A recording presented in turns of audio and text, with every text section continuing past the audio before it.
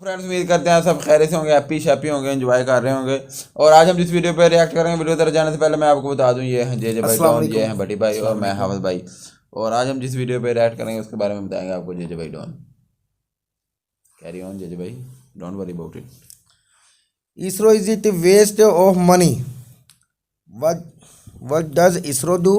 हाँ जी, अभी and no नहीं, चलो बस ठीक है, बस इतना ही। ISRO, is it अब a इसका मतलब waste बता of दें। money?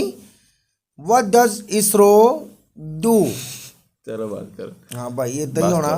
बस करो, बता दिया आपने मैं ऐसे ही। फिर दसन लगा। अच्छा चल बोल। तो वीडियो तरफ जाने से पहले आप हमारे चैनल को सब्सक्राइब करें, वीडियो को लाइक करें और अपने दोस्तों के साथ जरूर शेयर कीजिएगा। चलो आए। भारत इसरो पर हर साल 10,000 करोड़ के आसपास खर्च करता है। इतना सारा पैसा जाता कहाँ है और क्या हम इतना सारा खर्चा अफोर्ड कर सकते हैं? अगर आपको भी किसी ने ऐसे सवाल पूछे हैं, this video is for you. Last year हमने चंद्रयान 2 पर एक वीडियो बनाया, लेकिन उस पर कमेंट्स क्या है? भारत में गरीब लोगों की कमी है क्या? चंद्रयान तो फेल हो गया, पैसा बर्बाद, यहाँ लोगों को पीने का पानी नहीं मिलता, तो चांद पर पानी ढूंढने से क्या फर्क पड़ता है? न्यूयॉर्क टाइम्स जैसे इंटरनेशनल पब्लिकेशन जब इसरो का मजाक उड़ाते हैं तब बुरा लगता है, लेकिन जब हमारे ये लोग ये कहते हैं तब और भी बुरा लगता है। लेकिन चलिए एक स्टेप आगे जाते हैं और इसरो के 3 ऐसे सच एक्सपोज करते हैं जिससे रियलिटी आपके सामने आ जाएगी। इसरो पर कितना खर्चा होता है, इन पैसों के बदले हमें क्या मिलता है और इससे आपको या मुझे क्या फर्क पड़ता है। तो अगर आपको हमारी बातों में दम लगता है तो इस वीडियो को अपने दोस्तों के साथ शेयर कीजिए। भारत के इन इंपॉर्टेंट पॉइंट्स के बारे में एक कॉन्वर्सेशन स्टार्ट करना हमारा मिशन है।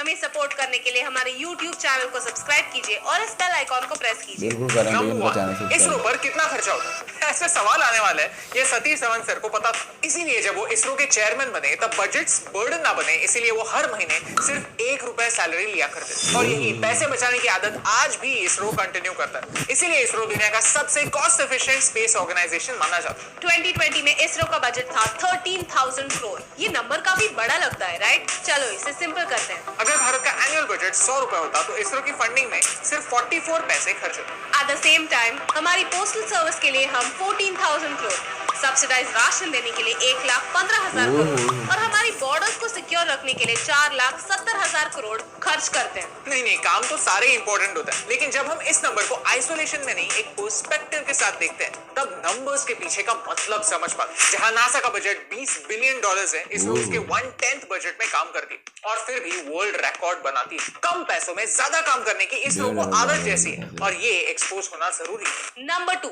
इन पैसों में हमें क्या मिलता है? हमारी बॉर्डर्स पर नजर रखने के लिए आंखें मिलती है। सिर्फ पाकिस्तान पर ही नहीं, चाइना के नेवल एक्टिविटीज को भी ऑलरेडी 14 सैटेलाइट्स ऑब्जर्व कर रहे हैं और जल्द ही इसरो 10 और सर्वेलेंस सैटेलाइट्स लॉन्च करने वाला है। स्ट्रेटेजिकली इंपॉर्टेंट लोकेशंस पर हमारे प्यारे नेबर्स क्या एक्टिविटी कर रहे हैं, ये जानने के बाद हम कॉन्फ्लिक्ट शुरू होने के पहले ही टाल सकते हैं। पर पर्सन सिर्फ ₹4 कॉस्ट में मार्स तक पहुंचने का मौका मिलता है।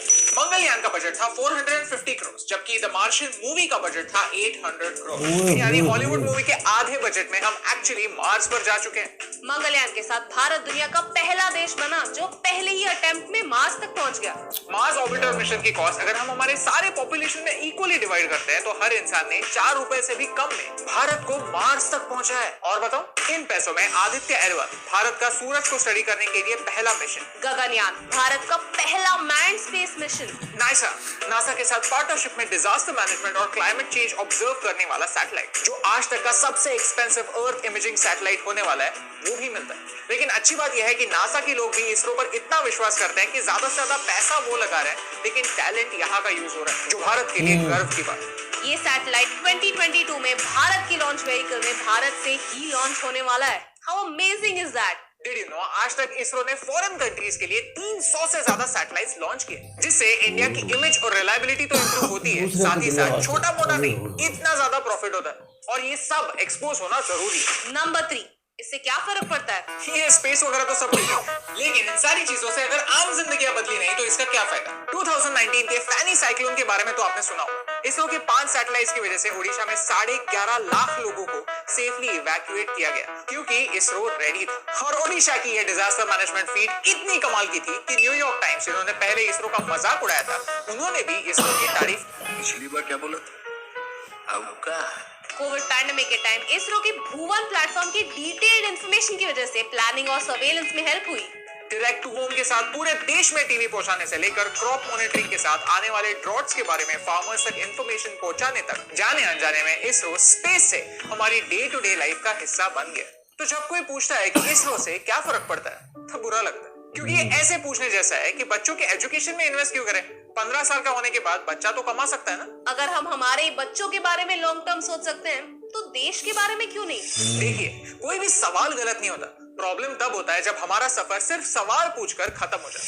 कोई भी देश बिना साइंस में इन्वेस्ट किए एक डेवलप नेशन नहीं बन सकता, ये फैक्ट है। क्योंकि डायरेक्टली और इनडायरेक्टली साइंस में इन्वेस्ट किया हर पैसा लोगों की लाइफ को बेहतर बनाता है। क्या ये जरूरी है कि हमेशा बुरी चीजें एक्सपोज हो?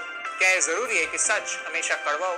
I am proud of ISRO, और ये कहने में मुझे बिल्कुल शर्म नहीं है। अगर आप भी ये मानते हैं तो प्लीज इस वीडियो को शेयर कीजिए और हमारे असली अचीवमेंट्स के बारे में बात।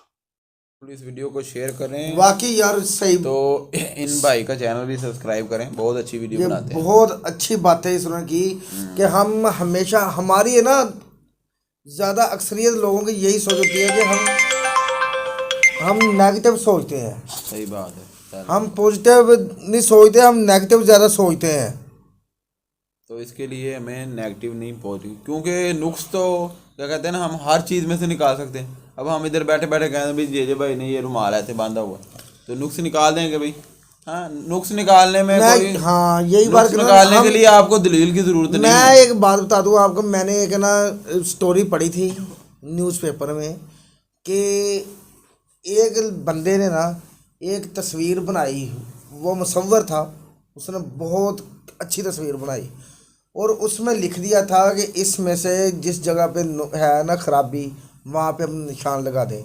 और वो तस्वीर आके आ गया बाज़ार के एक चौराहे चौक में, ठीक है जी।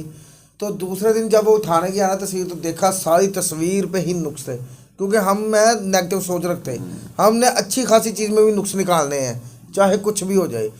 तो वो बड़ा परेशान हो गया कि यार मैंने इतनी प्यारी तस्वीर बनाई थी, इसमें इतने नुक्स कैसे निकल आए। तो उसके एक उस्ताद ने पूछा कि आप परेशान क्यों हो। उसने बोला सर जी इस तरह की बात है कि मैंने तस्वीर बनाई थी, उन्होंने लिखा गया, मैंने लिखा था कि अगर इसमें कोई नुक्स हो तो इस पर निशान लगा दें, तो मुझे तस्वीर ही सही बनानी है, सारा निशान। उसने कहा सेम इसी तरह की एक दोबारा तस्वीर बना, पिक्चर बना। उन्होंने दोबारा उस तरह की तस्वीर बनाई। अब लिखा कि अगर इसमें कोई नुक्स हो तो वो ठीक कर दें आप, वो लिख के बाजार के उसी चौराहे में रख के आ गए। अगर इसमें कोई खराबी है या प्रॉब्लम है तो इसको ठीक करें। तो दूसरे दिन जब वो उठाने गया तो देखा तस्वीर बिल्कुल ठीक पड़ी हुई थी, क्योंकि हम नेगेटिव सोच रखते हैं। हम हर चीज़ में हम ना दोनों पहलुओं को देखना पड़ता है, परखना पड़ता है, फिर ही पता चलता है कि हकीकत क्या है। जब हमने एक पहलू देखना, जैसे वो बोल रहा था कि 4 पर पहुंच गया है, पानी की तलाश कर रहा है, तो यहाँ पे पानी नहीं मिल रहा है पीने को, ठीक है जी। तो आप इतना पैसा लोगों पे लगा रहे हो तो यहाँ पे लोग गुर्बत से मर रहे हैं। वो देखें कि अगर पूरे इंडिया की 100 रुपये बचत आ रही है ना, मैं एग्जांपल दे रहा हूँ, 100 रुपये बचत आ रही है, तो सिर्फ एक रुपया या उससे भी 2 रुपये से कम वो इसरो को दे रहा है।